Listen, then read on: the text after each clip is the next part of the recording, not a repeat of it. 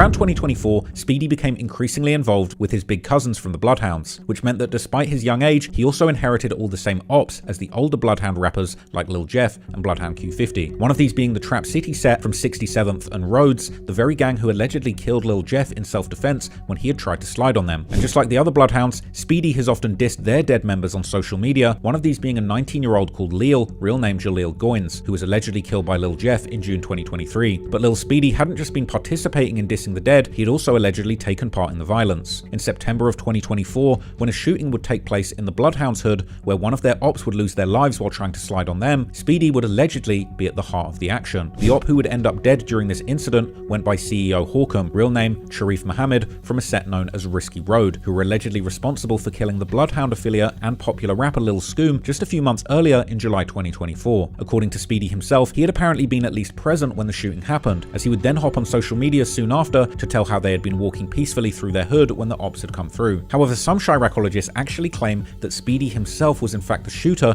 who took CEO Hawham's life, this becoming the first of several killings that was connected to him. Less than a month later, yet another murder connected to the Bloodhounds would take place, which many would later view as retaliation for Lil Jeff's death, as Trap City member Vel, also known as VI, real name Chevelle Carter, was shot and killed on Chicago's south side. After the murder, Lil Speedy would again join the Bloodhounds in dissing Vel heavily on social media, while Trap City member Tiro would respond by claiming that the Bloodhounds weren't the only ones who pulled the trigger, and strongly insinuating that they had another set carry out the hit on their behalf, with online rumors pointing the finger towards the Bloodhounds' closest ally, a set known as Shorty Mob, the younger generation of the infamous No Limit, or NLMB, who are most known for their legendary Chicago drill rappers like G Herbo and Lil Bibby, and their most ruthless hitman Mad Max. Whereas their younger generation Shorty Mob themselves have in recent years become known as some of the most violent youngsters coming out of the entire city, and as we'll discuss later, they would eventually end up having a major falling out with Speedy, leading to even more chaos around him. But only a few weeks after Vel's death, another brutal killing would take place, one that many would soon link to the Bloodhounds and even to Lil Speedy too. On Saturday, November the 2nd, 2024, a funeral procession for Vel was held in the South Chicago suburb of Dixmoor, setting the stage for yet another violent incident. After leaving the church, Vel's sister, 34-year-old Ramisha Turner, was suddenly gunned down as she was pulling away in her car, suggesting that someone had been lying in wait outside the service, ready to strike as soon as she emerged.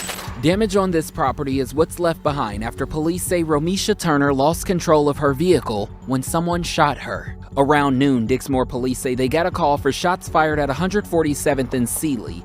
When they arrived, they found Turner inside of a white Jaguar. She had been shot several times.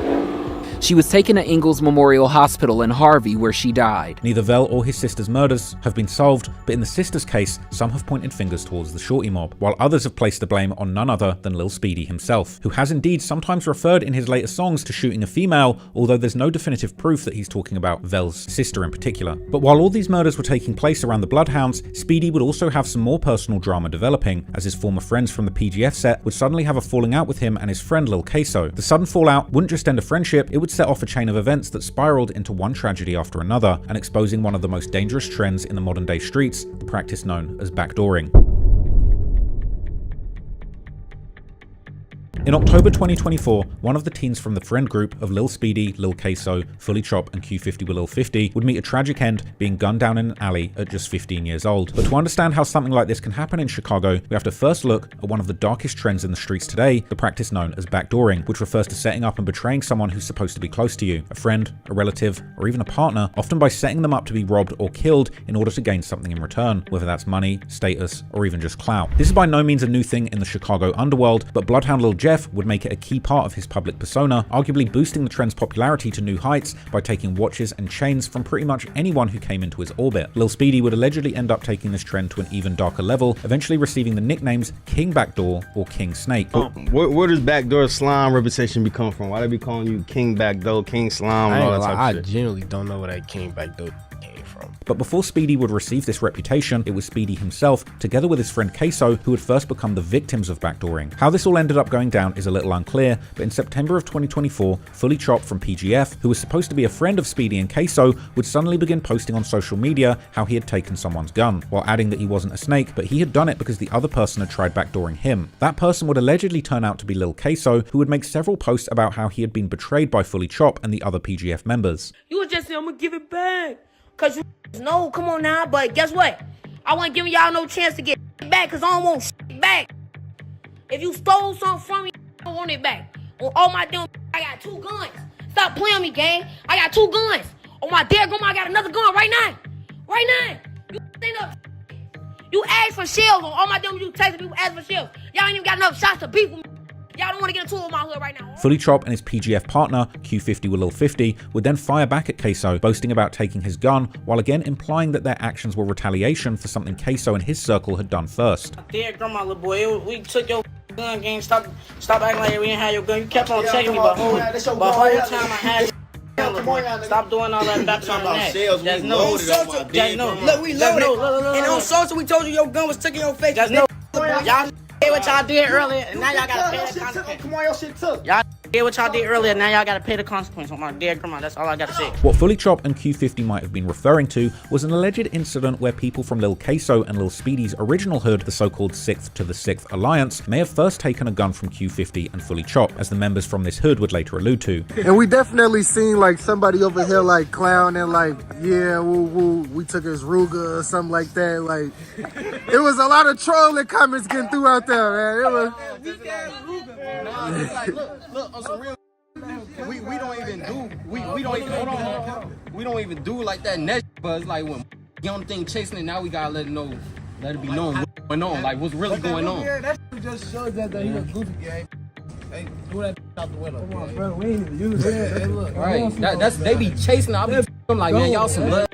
But whoever had started this feud, now that the beef was on, there was no going back, as Queso would respond to Fully Chop and Q50 by posting a picture of himself together with Lil Speedy in traffic, armed with several guns. The post came together with a song from the Bloodhound rappers JB Bin Laden and Lil Jeff called Run But Can't Hide, implying that they were out hunting and looking for a get back. Both sides would keep their followers updated in real time about the beef playing out in the streets, a back and forth that allegedly led to several real-life shootouts. But fortunately, none of these incidents appear to result in any fatalities, though at one point, Fully Chop would even imply that they had shot up Speedy's family's house, while also posting a video where he was allegedly having a shootout with someone, together with a caption saying that Speedy's gun had jammed on him. The stolen gun saga would soon make it to a larger platform when the popular Chicago vlogger On a Couch TV would make a vlog with the young PGF members later that same month, where they would hint towards having taken Lil Queso's gun because he had tried to play the middle, perhaps referring to the fact that people from Queso's hood had allegedly stolen a gun from them first, but Queso had still tried to be friends with both sides. It seemed like in Chicago this happened a lot with y'all homie Queso or something where y'all took his pipe. No, that's Lil Cuz. That's been Cuz. But he was playing in the middle, folks. That's my Lil Cuz. If you ain't with us, you against us. It ain't no middle on all my dead people's folks. But then the PGF members would also have a lot to say about Lil Speedy, like claiming that he wasn't a real shooter, but just someone that sat on the fence whenever it was time to slide. Speedy again. Yeah, because there's so many. Yeah, that's how they rob. That's how they rob. Speedy is nobody. Speedy is nobody. Yes, He used to sit in the back seat. Oh my God, he used to sit in the middle of the seat and get his gun took every time. Never blew when they got in the shootout. My dear brother, he was in the middle every time we hop in traffic, he in the middle. They also alleged that he wasn't a real bloodhound, likely because he had spent his early childhood in another hood before Fully Chop would seemingly pull out the alleged stolen gun, saying that this was the real reason that their ops were mad. He claiming a hood he not from. Yeah, it's outside. Daddy claiming a hood he not from. Let us confirm that. He's not from Bloodhound. Cho goofy didn't even have his pipe. It's outside. They really mad about this. Look.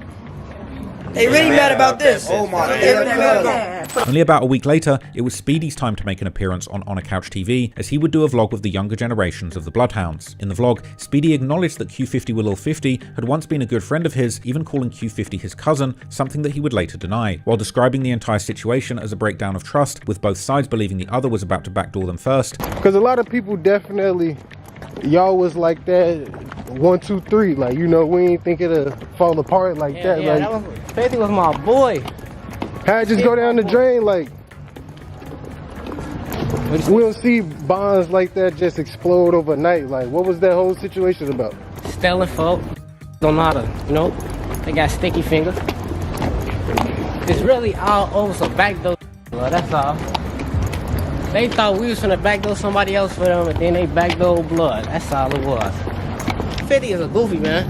I don't even know, he be funny, folks. That's my cousin, and all, but folks goofy. He don't do shit but drive, blood. Speedy would also address the rumor of his home getting shot up, saying that their aim had been so bad that they hadn't even hit the right apartment.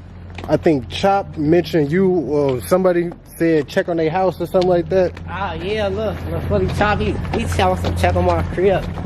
They did some fluky kid shit.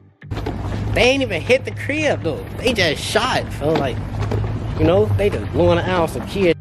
Speedy and Queso would also appear together in a vlog, once again addressing the issue and clarifying that the gun had been stolen, not taken from them. I never got took at all. Stolen is the word. Well, he's stealing, they dirty. Come on, when they take something, that damn that force. No, you got force. Take something, so you took. He's stealing. I don't know why they put another room around. The back and forth continued until October 2024, when things quickly got tragic, exposing just how deadly this culture of backdooring can be. On Monday, October the 21st, 2024, the young PGF rappers Fully Chop, Q50 with Lil 50, and Quan Get 'Em Gone appeared on DJ U's popular YouTube channel, their first official interview as rappers, and a clear sign that their music careers were beginning to go to the next level. But unfortunately for one of them, it would also be their last interview, because the following day, Q50 with Lil 50, real name Anthony Smith, together with his big sister Jada and his big brother Twan, were visiting their father in the Woodlawn neighborhood, this being the hood of the Bloodhounds' main enemy, Trap City, where Q50, Lil 50, and his siblings had spent their early childhood, something he told DJ U during their interview. I grew up on like 6, 7 avenues. Okay.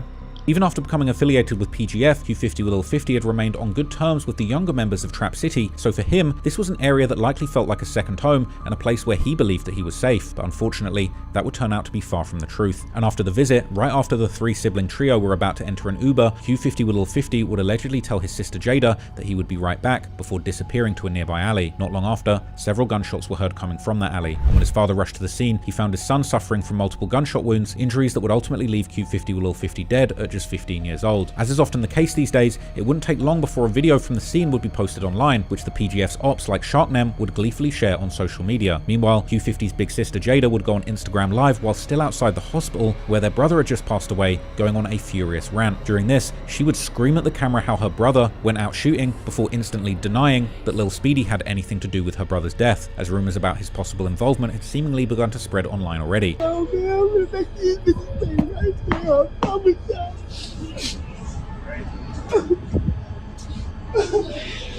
you finna go to the crib right quick? Yo, trying to be funny like no more 50. I swear to God, on my... And the police right here. On my dead cousin, my little brother went out born. On my dead cousin, on my daughter head, my little brother did not go out like no goofy. It's murder. Oh look, on all my dead peoples, no on this lag and said they ever did something 50 shot at him, but all y'all. Nobody, Speedy all did my to all of them. Ain't none of them do y'all. Speedy, I don't even know for real. It's a goofy. Jada would get more and more agitated and would soon even announce to her viewers that she was putting $20,000 on the killer's head and $30,000 on Lil Speedy's head if he decided to troll about her brother's death in any way. You know what you know. How much you want to bag? I give y'all 24 hours, and that's 20K on somebody's head. I give y'all 24 hours. I bet y'all whoever did whatever be killed. I'm done talking now. On my dead cousin, y'all know I'm not no bad when I put anything on somebody's head. And Speedy keep trolling, it's gonna be 30K on his head, and I bet you he be dead by tonight. Keep trolling, his be dead. Keep trolling, and the next time I see his mama face gonna be split open on my dead cousin. While his daddy wanna troll. But Speedy would indeed soon address the situation, surprisingly posting on Instagram how he had told Q50 to watch out for certain people without specifying who he was exactly talking about. But he would also do some trolling by posting a picture from the alley where Q50 with Lil 50 had been killed, as well as laughing at his death and asking why the whole city was suddenly so sad about it. He would also seemingly address Jada, saying how he was still in the trenches and clearly not concerned about any death threats. Meanwhile, other PGF members would post tributes to Q50 with Lil 50, implying that a get back was only a matter of time. But after the murder, there was seemingly no clear theory about exactly who had been behind it. Some would keep guessing that the suspect was Lil Speedy, who continued to take shots at Q50 with Lil 50 on social media, even posting an old photo of the two from when they were still friends, paired with a cryptic caption that read, "Only if they knew." While Speedy's friend Lil Queso would also keep escalating the back and forth, telling PGF to stop mentioning his name and dissing Q50 with Lil 50 by calling him the disrespectful nickname Alley Cat due to the location where he'd been killed. Some YouTubers on the other hand would point their fingers towards the PGF's main rivals, Sharknem aka 147, theorizing that Q50 with Lil 50 might have been killed because he and the other PGF rappers had been dissing Lil Nooney's dead brother Baby Doc in their music video for the track 333, released just 4 days before Q50 with Lil 50's murder. But unfortunately, the truth would allegedly turn out to be even more tragic than that, because according to rumors now, the shooter actually came from Trap City, the neighborhood where Q50 with Lil 50 had actually grown up before linking up with PGF, a place where he should have been safe amongst friends. These rumors began circulating after the alleged killer, 14-year-old Trap City member Lil Tay, who would suspiciously lose his own life life roughly a month later in a November 2024 brutal car crash. Situation on the south side of the city. That's where Chopper 7 is over this very serious crash. We have confirmed with police that one person was killed in this crash. There were 5 people inside that white vehicle that slammed into that pole. Everyone inside was injured, and again, one person was killed here. After Tay's death, Trap City members would make some shocking revelations about him, claiming that despite being only 14 at the time of his death, he had already taken 5 lives. A claim that, true or not, said a lot about the younger generation's obsession with murder and kill counts in the Chicago streets. But following Tay's death, PGF members would begin to imply on social media that he had been behind the murder, until Jada would come out and tell everything, detailing the events that had allegedly led to her brother's death by claiming that Trap City were jealous because Q50 with Lil 50 wasn't repping their hood anymore even though he had grown up there, and seemingly confirming that Lil Tay had actually been the shooter. On everything I love on my dead cousin, I do not get in my little brother's real beef for stay into it with for real. Like, you don't see me talking to Lil Noonie them. You don't see me dissing Lil Noonie them. You don't see me saying shit to Lil Noonie them. You don't see me saying shit to they other ops either at all, because they real ops, I don't say shit to them at all. So I'm tired of hearing that, oh, Jada, man, your business. When it comes to Trap City, I'm not minding my business about shit, because you know why? That was not his ops at all. On no day, that was not his ops at all. The day my little brother died, G, it's like the whole day was f***ing weird and odd, but we not thinking none of it, G. Like, on my life, we grew up with Lil Mike and Lil Tay and them, G. Who finna think they finna do something? Like, come on now, that one our man, like, we finna think they finna do something, but they let they dumb crippled cousin sent them out. That's what it was. They like psych goofy sent them out. G, when I found out my little brother was shot, the first motherfuckers I thought of was them. Why the first motherfuckers I thought of was them? Because how this happened. I just seen these goofy little boys run off, clocking guns back and shit. I just seen they around. 50 not thinking of he trying to be on the car with they. Like they really did some. They really thought they did some cold shit. That's what they thought they did, some cold shit. And then they would just text me, blow my phone up. Oh, Jada, we wasn't gonna shoot him, but 50 ran up on, and 50 pushed Lil Tay. 50 did this, 50 did that. On my soul, I don't get no f***. Y'all should have known. Once I found out my little brother was dead, G, I was gonna beat on y'all ass, G. I was gonna beat on y'all ass. It was f*** Trap City. It was f*** all y'all peoples. It was f*** all that, and I don't get no f***. And if any feel some type of way about me saying f*** Trap City and they people on my dead cousin, y'all to get in the field, I don't get no f***. Didn't do shit wrong. That little boy thought y'all was his homie because he grew up around y'all. We grew up around y'all. They got mad because 50 didn't want to be from Trap City, G. They mad because 50 didn't want to be from Trap City. They so dirty, G. They want a Nike tag. They got the Nike in the front, and then they got the Nike big sound in the front. They so dirty. They never had no money. They don't do shit. I swear to God, they broke. I swear to God.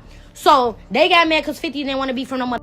Trap City, G. Why the f*** y'all thought he was finna be Trap City? What the f*** y'all do for my little brother? What money y'all put in his pocket, G? Y'all broke his heel. Y'all didn't do for him, G. Q50 with Lil 50's death showed just how senseless the streets have become in this era of backdooring, because while Q50 had actual beef with guys like Lil Speedy and Lil Queso, as well as with other sets like the Sharknam, it seems that the person who eventually took his life turned out to be someone who was supposed to have been his friend. But while Speedy and Queso seemingly weren't behind this murder, it would still end up intensifying their beef with PGF, as both would keep dissing Q50 with Lil 50 at every opportunity. But the jokes wouldn't last long, as just weeks later, a similar situation would unfold again when another teen would lose his life, and this time under even more suspicious circumstances that strongly suggested that he'd also been backdoored by someone he considered a friend. Only this time, the person who would end up dead was Lil Queso, and according to online rumors, the person behind his death was none other than his supposed friend, Lil Speedy. Towards the end of 2024, the beef between PGF and the duo of Lil Speedy and Lil Queso kept escalating, as both sides would go back and forth dissing each other, with Speedy and Queso continuing to diss Q50 with Lil 50, while Fully Chop and the rest of PGF would continue to remind them about the stolen gun, with Fully Chop even posting a video of the alleged aftermath following the incident showing Queso upset, while an older man would seemingly berate him for what had just happened.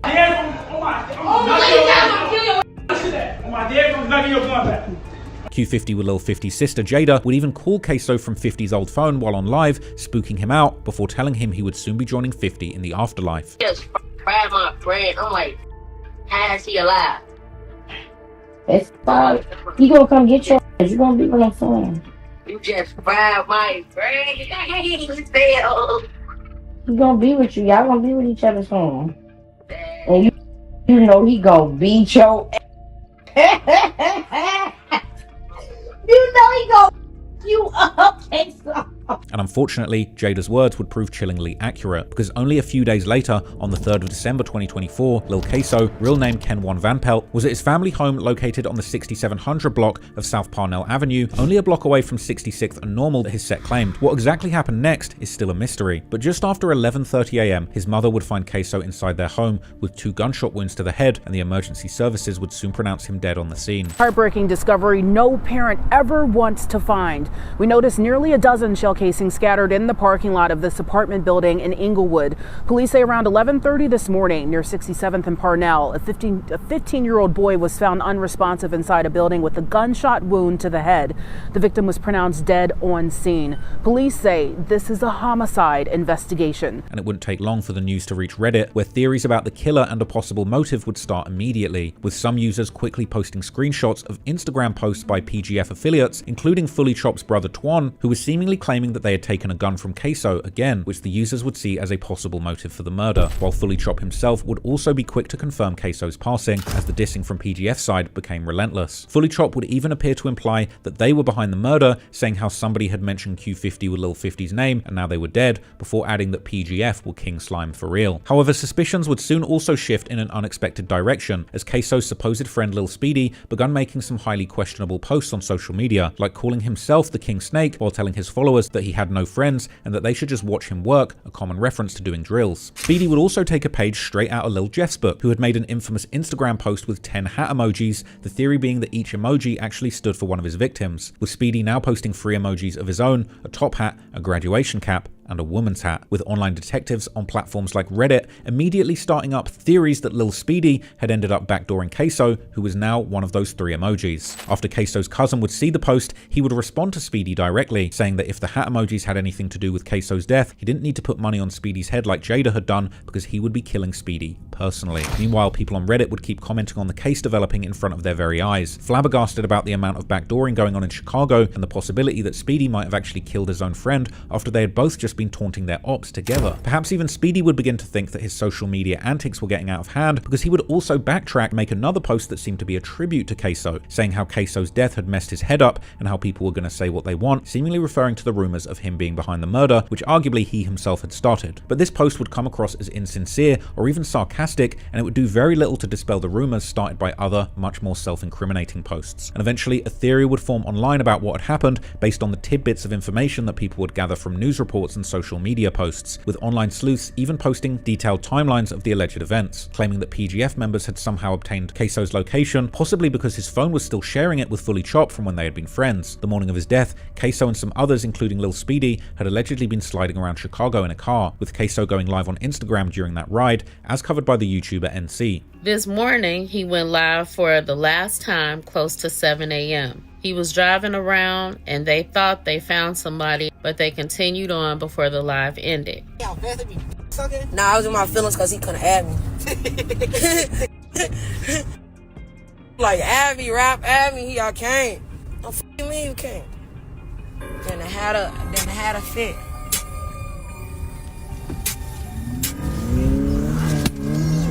He's so lucky. Who? Dude. Who's dude? When Queso and Lil Speedy returned to Queso's house, PGF were allegedly waiting there, leading to a confrontation and a shootout between the two sides, as local news would later report that the police had found numerous shell casings on the ground in front of Queso's building. Speedy and Queso would flee inside Queso's home, but later on, Speedy would allegedly get suspicious about how PGF had gotten their location, and he would begin to suspect Queso of trying to backdoor him. However, other theories suggest that Speedy's possible motive ran deeper, as Queso had allegedly been friends with Lil Tay from Trap City, the alleged killer of Q50 with Lil 50, with one commenter arguing that Tay had actually killed Q50 with Lil 50 as a favor to Queso in retaliation for the gun that 50 and Fully Chop were said to have taken from him. But while Speedy had been on Queso's side in their beef with 50 and the rest of PGF, Trap City was still the #1 enemies of his set, the Bloodhounds, and the fact that Queso might have been messing with them was something that simply couldn't go unpunished. But whatever the true motive may have been, Speedy would then allegedly call a friend from Shorty Mob called Fat Drench, who arrived with a car to help him get out the situation that was about to unfold. This was supported by the fact that Fat Drench would later post on social media media taking shots at Queso's clique, the 18 Cappers, while seemingly asking who wanted to be the next to die. But then tragically and suspiciously, Fat Drench would also lose his life just days after Lil Queso, gunned down under circumstances many have described as suspect and potentially indicative of yet another backdoor setup as well, although there's currently no concrete evidence linking the two killings. Bitch ass Shorty. Yeah, I'm coming. Yeah, I'm coming. After Speedy had called Fat Drench to come and pick him up, they would meet outside before Speedy would allegedly return to Queso's home with the excuse that he had forgotten one of his phones, and while exiting the apartment, he would literally leave the door open. Betting on PGF likely still wanting both him and Queso dead, Speedy would then allegedly call the PGF members in order to backdoor Queso in return, telling them that the coast was clear, with the PGF crew then sneaking into Queso's home through the open door and shooting him in the head while he was sitting in his room playing a video game, before running out of the building and fleeing the scene. This theory was based particularly on a report that claimed police were looking for a group of kids who had allegedly been in the apartment with Queso before running out of the building shortly after his murder. So to be clear, this is just a theory, but it seems like one person would take at least parts of it very seriously, and that would be Lil Queso's mother, who had seemingly confirmed that Speedy had been in the house with Queso around the time of the murder and had therefore very much likely backdoored him. Whether any of this was true or not, Queso's murder and the online theories about Speedy's involvement would ultimately encourage Speedy to launch his own rap career in early 2025, with him capitalizing on the rumors and using his music to hint at being involved in the hit to generate buzz on social media. Stepping into the rap game was a risky new chapter in Speedy's life, and he was beginning to enjoy the spotlight and money that came with being a rapping killer. But unfortunately, it seems that Speedy still hasn't been able to leave the streets alone, and things would soon end up getting even more complicated as tensions would flare up between him